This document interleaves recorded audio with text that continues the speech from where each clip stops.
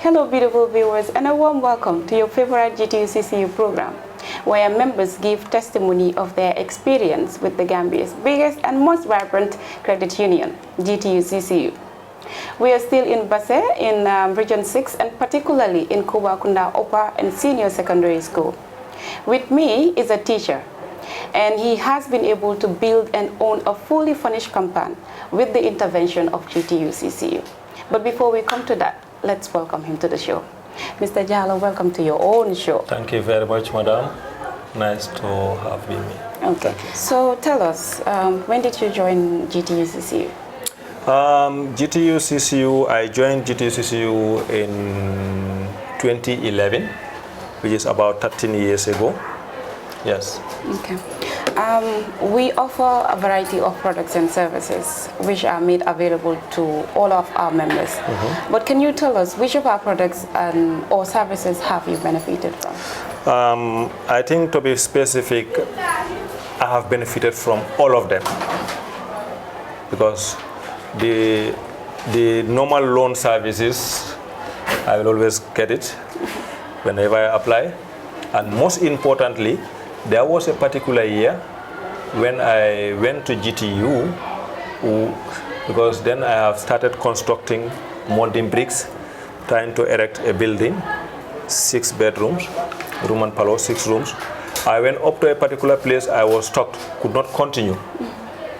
I went to the former general manager, Mr. Juf. When I get to his office, I told him, Mr. Juf, I am here. My house is so and so, I need help. They called someone at Brikamaba who went on a site visit to see the place to verify how true was the issue. Yeah. And thank God, when he went, he saw it, he reported back, and they told me to list what I need. I was immediately supported. And another thing also that happened is the issue of these consumers. When I was posted to Sudwal, it took me from Basse to Sudwal about 4 hours. 1:30, we left Basse. Before I arrived Sudwal, it was 5 o'clock or after 5. The road condition was very poor. It was muddy, just to go.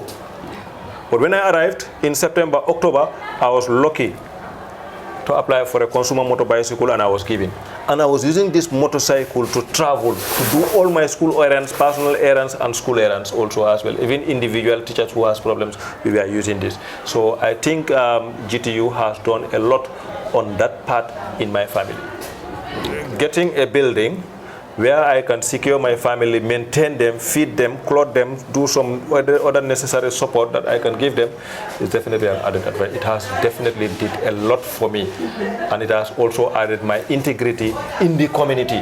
And those that were never wanting to be teachers, GTU, with this support I have, I am encouraging my colleagues. And I am also doing part-time somewhere at the college where I tell teachers, go and join GTU. Because what I am today, GTU contributed a lot.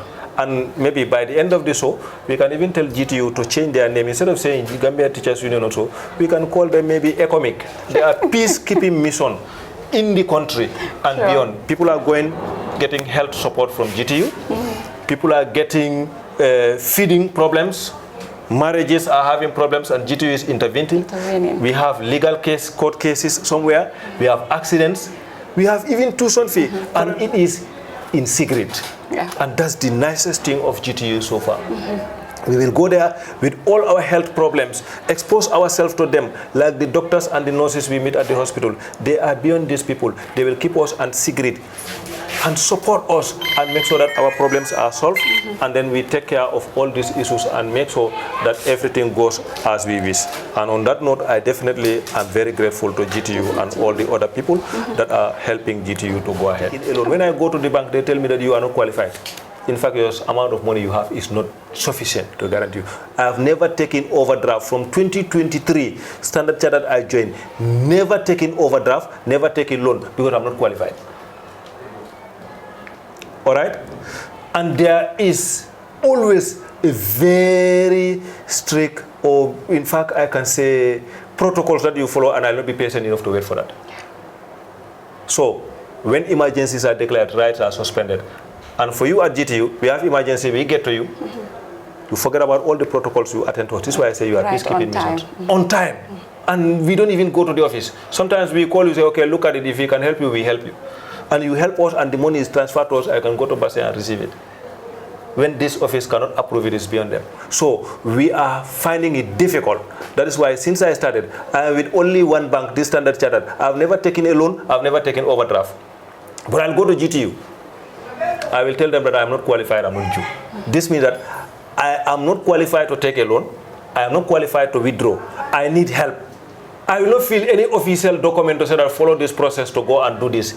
Loan application fee, this thing, give us 1 week or so. I will discuss with them. They'll even take the telephone and call the other day to help him. And I'll be sorted out. In 10-15 minutes, I'll go and continue my teaching and my family will be in peace. So I think GTU is an exceptional, the CCU is an exceptional, where teachers will come, the day you come, your problem is solved on that very day. Different from the banks. To be very frank, I wanted to quit even the bank where I am. But they encouraged me. I said, even a key holder you cannot give me. GTU, I'll be giving calendars. I can have T-shirts. I can go and use even your vehicle. Tell you I need this.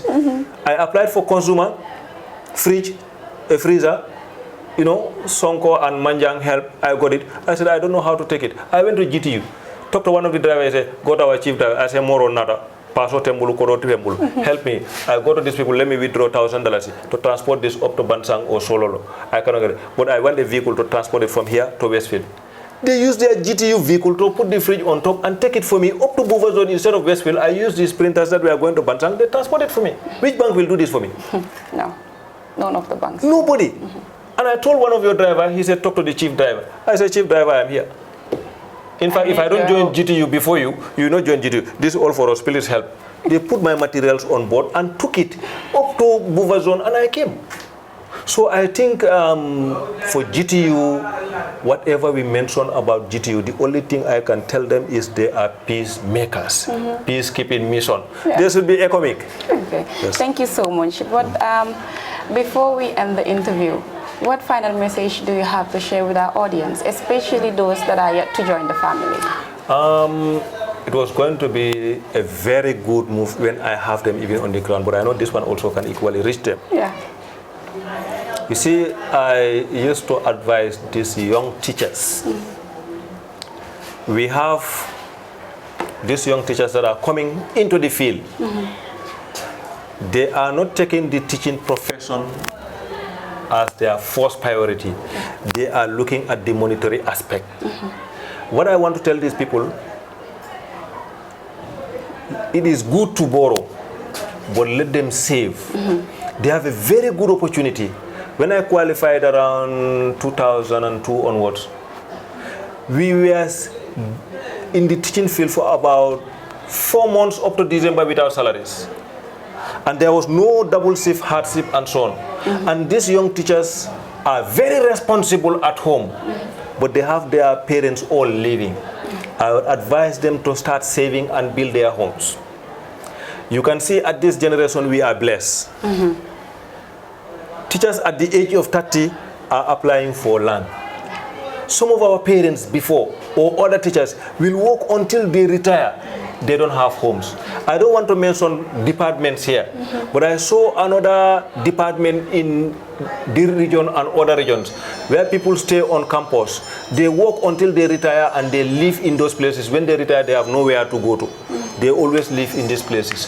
So I think the young teachers who has taken up teaching as their profession, let them make sure to stay in the teaching field and liaise with GTU for guidance and support. GTUCCU is secretive. GTUCCU and GTU in general are family members. They sympathize us. It is obvious blood is thicker than water. We, the members of the teaching fraternity, can sympathize each other more than those who are outside our department or our own union. So on that note, I want to encourage the young teachers and those of us who are living, who are already members, let us hold it wholeheartedly and continue of the good work. Last month when I went to the credit union office, I saw some deductions we are going. I asked, And I thank God for the professional behavior of the management and the staff I found at the regional GTU regional office in Basse. I told them that I'm deducted so and so. They looked at everything. No consumer, is only my loan, and so and so and so. He looked and said, "Oh, we are deducting you pension, 300." I said, "What, 300 per month?" I said, "Yes." I said, "Can you increase it to $1,000?" He said, "But the minimum is 300, though this was circulated somewhere, we want to do it." I said, "Make it $1,000. So the whole GTU is preparing for my future after retiring. Yeah. After retiring, GTU is telling me that there is money, you can have pension even apart from the central government. We can prepare a pension scheme for you that you can use and your family. Yeah. And this has never happened before. And I'm definitely very grateful for this. So young teachers who are just 1 year and you are about to serve for maybe 10, 15 years, assuming I am teaching for 26 years, if this was existing 26 years back, or I joined, though I joined in 2011, but assume that when I qualified 2002 to 2002, I was saving $1,000 as my pension. Yeah. This year, I was going to retire as a teacher and then go and be another businessman somewhere, just using that pension. So I think this is very good. We can sensitize the sisters and encourage them to be patient. The other thing is here, the issue of contributing $100 for teacher welfare.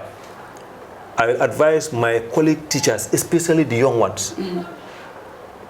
What my parents used to tell me is, what you feed on does not belong to you, it's what you give out. Yeah. So if you give out, it comes. But if you feed on it, it is you. But if you give, it is many. So let them give out. We all are part of it. We donate $100 for our teachers' quarters in the provinces. If you are not there, your son may stay there. You may one day or the other say, "Oh, I can remember you are posted to where? Kunda, you build staff quarters there, teachers contributed, and my son is posted there. This is built by the teachers." And I'll even be proud to say that the Dalasi I quit, my son is now benefiting from it. I think this should also continue. I'm appealing to the young teachers who are coming into the system. Don't feel disgruntled or bad for $100 being deducted from you for only once to build staff quarters for us. I think when they do this, you should be proud, and it is only the Almighty God who will reward us for this good work. Yeah. All right, thank you so much, Mr. Jallo. It was indeed a pleasure having you. Viewers, this was all what we have for you on today's episode. Until we come to your way next time, bye and do have a blessed day.